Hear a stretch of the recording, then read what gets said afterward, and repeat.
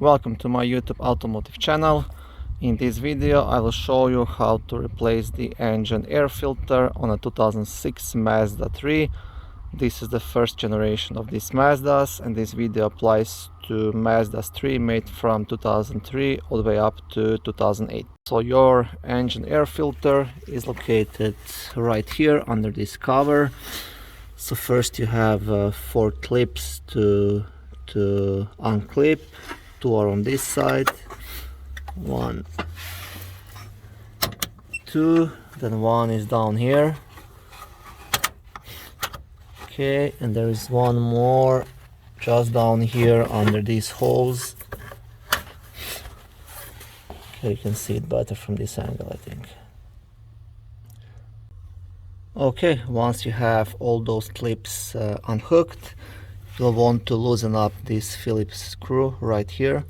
Now don't remove it completely, just loosen it up so you can pull this metal piece up to here. I will show you now how to do it.